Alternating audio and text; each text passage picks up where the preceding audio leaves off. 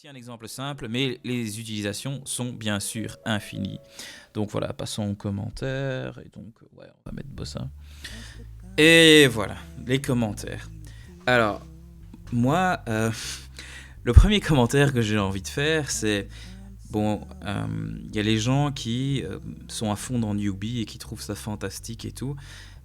Et je vais pas le cacher, moi j'y ai investi aussi dedans, mais pas dans le récent moment où ils se sont dit ouais on va le faire maintenant. Non, j'y ai investi, enfin je crois pas en 2014 ou quelque chose comme ça, la première fois que j'ai entendu. Et puis quand j'ai vraiment commencé à comprendre ce qu'était le blockchain, j'ai commencé à comprendre quelque chose de plus profond en fait. C'est que fondamentalement, est-ce qu'on a encore besoin de banques? Alors là c'est vraiment penser à fond, dans le futur, parce qu'en fait qu'est-ce que fait une banque? Une banque, bon, elle prend ton argent, elle la stocke, comme ça toi tu dois pas la mettre en dessous de ton matelas et t'es plus ou moins sûr que ça va être perdu. Mais bon voilà, on pourrait tout aussi bien se dire, tiens, nous les Belges, ici on faisait un blockchain, on va l'appeler le franc belgo digitalo bleu. Bon, on va l'appeler le belgo par exemple, hein, on va l'appeler comme ça. Et que ce truc, en fait, c'est une monnaie distribuée, que chaque personne qui veut participer à ça, elle doit, par exemple, être domiciliée en Belgique, elle offre, je sais pas moi, ou bien elle paye pour ça, ou bien elle offre, je sais pas moi, 1 gigabyte de son disque dur qui est connecté pour aller power tout ça, hein, et voilà. Mais en même temps, tu pourrais payer pour ça. Et en gros, voilà, tu stockes ton argent comme ça, et puis cet argent peut être utilisé d'une certaine façon. Enfin, je veux dire, la limite, c'est que mon imagination, on pourrait se dire, ok, oui, les gens qui font par exemple du Bitcoin mining, supposons on fait la même chose pour la Belgique, ok, disons que par rapport à ce Bitcoin mining, ok, le Belgo mining, bah, on se dit, ok, je sais pas moi, 10% va pour la personne parce qu'elle aide le belgo à fonctionner. Et par exemple, le reste, ça retourne au gouvernement pour qu'il fasse des trucs, ou bien ça se réinvestit dans des projets de société, tout ça. Bon, qu'est-ce que moi je suis en train de proposer? Je sais pas si vous vous rendez compte, c'est outrepasser presque le gouvernement, outrepasser presque l'euro, hein, parce qu'en fait c'est un compétiteur direct à l'euro.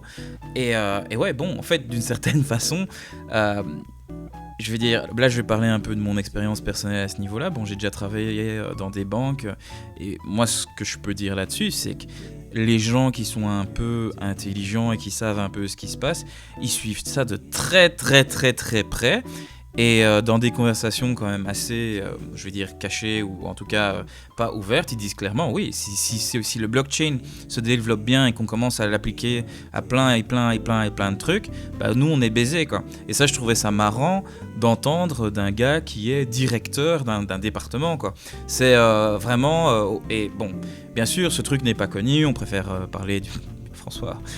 J'aime bien aller loin. On préfère, je l'ai pas encore dit, c'est marrant. On préfère parler du coronavirus, et on préfère parler de, je sais pas, Macron est à Israël, ou on préfère parler de ceci ou cela. Alors que voici un truc qui existe quand même depuis 2007, hein, je crois que j'ai dit, qu'ils ont lancé ce projet depuis 2007.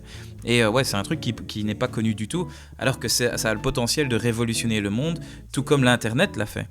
Parce que le truc, c'est que c'est de ça qu'on parle en fait. L'internet, c'était quoi? On se disait, ah oui, c'est juste quelques geeks ou quoi qui sont à fond dedans et qui juste s'envoient des petites photos à la con. Et oui, en effet, pour le moment, le blockchain, c'est ça.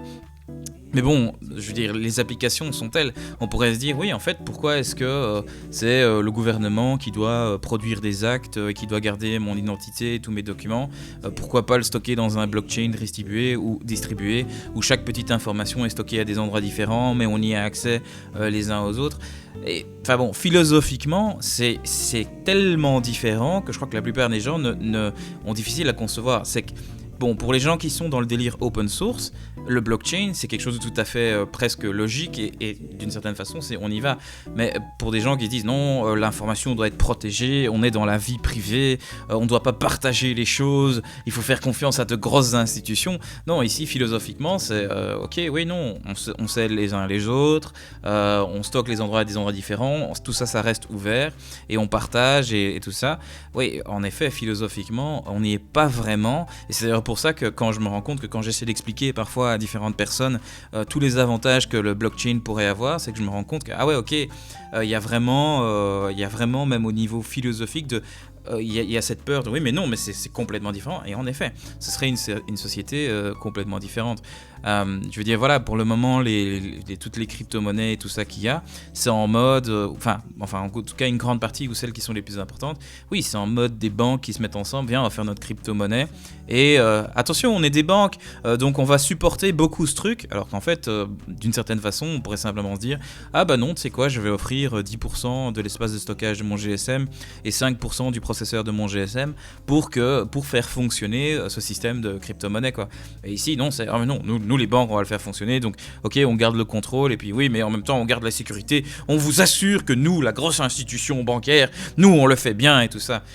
Alors que bon, et pour en revenir à l'open source, c'est ça, c'est que ayant moi-même un peu testé tout ce qui est Linux et tout ça, là où il n'y a pas forcément une grosse boîte qui est là pour t'aider, ben je me rends compte que oui, en effet, tu peux faire confiance à la communauté. C'est assez bizarre hein, de se dire que ah tiens, si tu as un problème, tu demandes ouvertement à des gens sur le net ou quoi que ce soit, bah s'ils ont du temps libre, ouais, peut-être qu'ils vont t'aider quoi, tu vois. Alors oui, bon, il y a plein de discussions autour de ah mais oui, mais si l'investissement pour t'aider est beaucoup trop grand, ils vont pas le faire. Bon, ben ici, voilà, comment ça power un blockchain? Bah oui, ok, c'est avec du temps de calcul et avec du temps et avec de l'espace vif, quoi.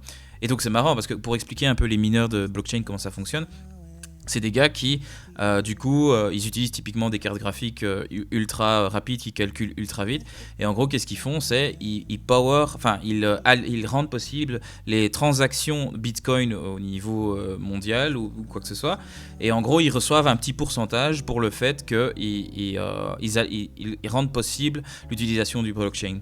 Et en fait, ce qui est assez marrant, c'est que ces gars-là, en fait, donc ces cartes graphiques typiquement elles surchauffent, enfin bon soit c'est pas grave, c'est pas important, mais donc typiquement ce qu'ils font c'est ils vont regarder les coûts d'électricité, parce que c'est ça que tu regardes, si tu veux te faire du pognon tu dois payer de l'électricité pour que la carte graphique marche et qu'elle fasse tout son délire, et en fait ce qu'ils regardent c'est selon le coût d'électricité, et on parle de 0,01 cent de différence, selon ces petites différences là, bah, tu gagnes plus de bitcoin ou moins de bitcoin par rapport à toutes les transactions que tu fais, que tu alimentes et tout ça. Bon, on pourrait se dire, oui, et si c'était pas pour du pognon que tu lances ce truc-là, mais que tu le fais pour la société, oui, est-ce que tu as vraiment besoin d'investir, je sais pas moi, 25 € dans Newbie pour que 2-3 personnes soient leaders à nouveau et prennent les bonnes décisions pour la Belgique, ou bien est-ce que ouais, tu fais confiance à la technologie et que tu rentres tout à fait dedans. Et bon, voilà, le troisième livre que je suis en train d'écrire, c'est exactement ça. Je parle justement de, tiens, est-ce qu'on est prêt à abandonner... Est-ce qu'on est prêt à surmonter notre nature humaine et carrément aller... Ouais, je vais pas parler de mon livre. Soit, le truc que j'ai envie de dire, c'est ça, c'est est-ce qu'on est prêt à carrément outrepasser toutes les espèces de conceptions humaines qu'on a, du style « Ah mais non, on doit faire confiance à un leader, oh on doit faire confiance à une grosse institution parce que l'institution elle est grosse, donc elle est de confiance. » Bah oui, les États-Unis c'est un gros pays avec un gros PIB, donc tout ce qu'ils font ça doit quand même être bien, ou ils ont quand même beaucoup de pouvoir, ou est-ce que bah non, on se dit bah non, on fait des petites communautés, et attention, la révolution est en train de se passer, mais je me permets que je vais faire un peu de la pub, ou est-ce qu'on va commencer à faire confiance à des petits trucs ou à des petites communautés qui vont interagir les unes avec les autres, et ouais en effet ce mode radical de pensée, ou cette différence en tout cas, ouais ça prend du temps, mais c'est en train de se passer, et c'est juste oui ok. Et là ce qui est très intéressant avec la période d'aujourd'hui, c'est que au niveau technologique c'est complètement possible. Je veux dire, moi je parle vite fait ici, je dis mes conneries sur le Bitcoin et sur le blockchain, mais en fait, si vous voulez vraiment vous y intéresser, allez sur le net, il y a des gens qui expliquent ça beaucoup mieux que moi. Moi, le seul truc que je fais ici, c'est que j'offre des trucs, je fais de la pub, bon, j'aurais espéré avoir des gens autour de moi, comme ça on en parle un peu plus ouvertement, mais bon, soit, c'est pas grave.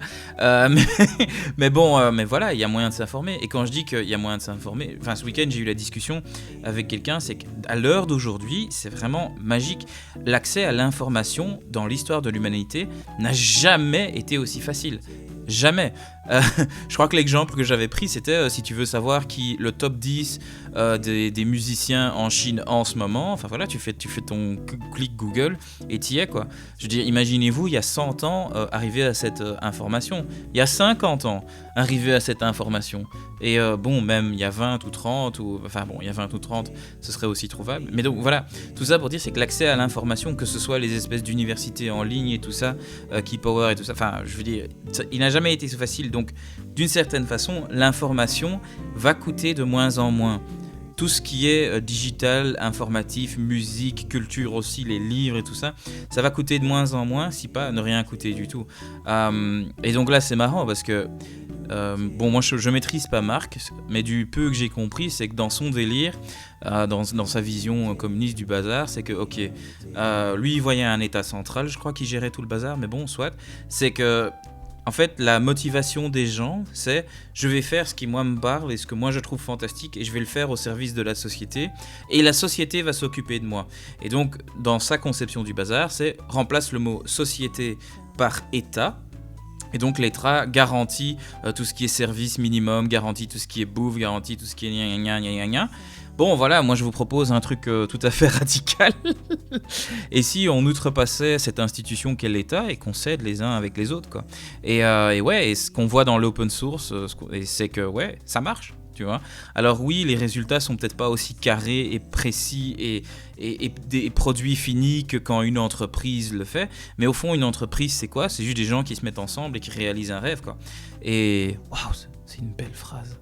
Je crois que je vais arrêter là-dessus. Ouais, je vais arrêter là-dessus.